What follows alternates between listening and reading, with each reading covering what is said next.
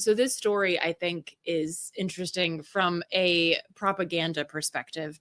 I don't usually dabble with the Washington Examiner because they're a fucking right-wing horrific rag. But this is reprinted on Microsoft.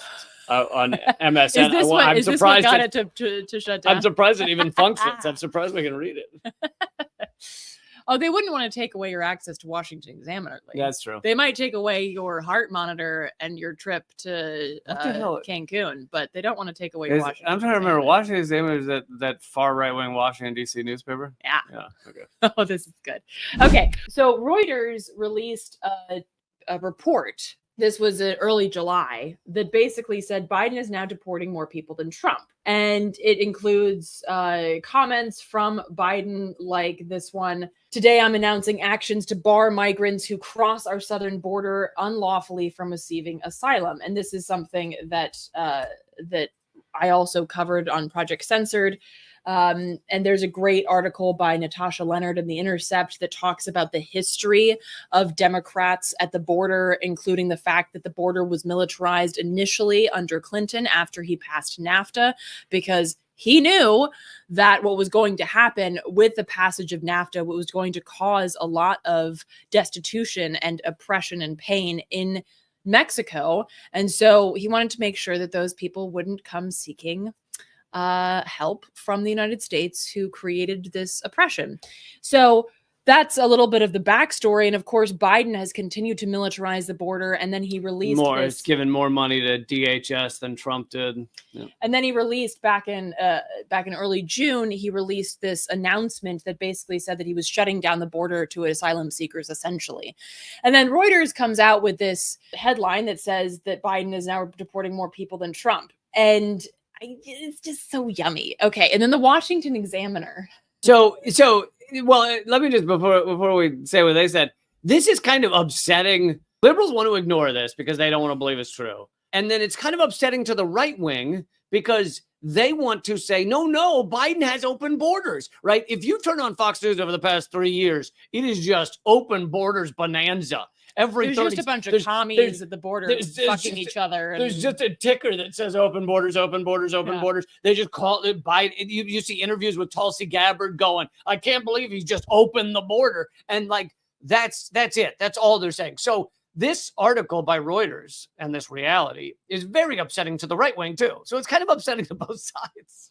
And then to people like you and me, it's not surprising. So what the Washington Examiner does is something that I wanted to highlight because, so first of all, they talked to one person, and that is former ICE Chief of Staff, John Fear. Yes, his last name is Fear. And he said that this is misleading because there is a difference between a removal conducted by U.S. Immigration and Customs Enforcement, ICE, and a return conducted by U.S. Customs and Border Protection, CBP, both of whom I lovingly called the Gestapo. So this is couched in the article is saying that the article saying the Reuters article is bullshit. That the Reuters article is wrong because there is a difference between returns and removals. Now, see, what we have to understand here is that there is an administrative reality that people like this piece of shit hide behind. It's not deportations, they're removals, or their returns. So they were never actually in our system, which means that they don't count. They're not part of the numbers, right? This is the administrative reality, kind of like collateral damage. Right? It's this language, this language that they hide behind in order to make it seem like what they're doing is less totally horrific and less terrorism, when in reality it is. And of course, this makes the point that the lived reality you can label someone a return or a removal. The lived reality for them is pretty much the same. They were a pushback. It's not. Right. It's not. So. So it means that people are going to be suffering. In some cases, many people will die, especially because it's summer in the desert. And CBP has a long and lovely history of destroying water that's put out by activists along the border. The lived reality for people is not going to change based on whether you call them a removal or a return. It's like when they changed what counts as homeless. It's like if you have a house or a roof over your head for more than 3 days a month, then that's not homeless Right. anymore. Oh, well, I guess that means there's less homeless. Or when Trump just like Nope. changed the definition of what poor is, and it's like, oh, Yep. I guess we just like don't have poor people anymore. And so he says that the other thing that he says, which is dumb. I mean, everything he says is dumb, but he says people who are apprehended by CBP and then returned to Mexico within a few hours. So here's the other thing: these people, it's not like you're returning them home and like like somebody lost a cat and you're like, oh hey, you know, Mrs. Johnson, I'm returning Mr. Bigglesworth. Like, here you go. This is people are being forced, not returned. People are being pushed and shoved violently back into a country that's not theirs. Most of these people, like a significant majority of these people, are not from Mexico. So the idea that you're returning them to Mexico, like that lost cat, yes, Mr. Bigglesworth, is ridiculous because they're not from there. It's like, you know, if somebody was returning you home and you ended up in fucking Seattle and you live in Baltimore, it's like, that's not helpful to me. And most of them are fleeing countries we've destroyed. Exactly. Well, I mean, that's a whole different story, but it's like, I wanted to highlight this because I think it's really important. I mean, a lot of people watching this or listening to this understand the propaganda that is shoved into our faces every single day. But a lot of this can still get through some of our BS monitors sometimes. Oh, a return, or you know, they were removed. Also, the way that sounds, right? People, like, it sounds like you call an exterminator. I want these pests removed. I want the cockroaches removed. The way that that makes you think about these human beings is really important. And so I bring up this absolute toilet paper should be used to wipe shit article for that reason, and so that we also understand that there is this kind of like back and forth about who can be the most horrific. It's a race to the bottom.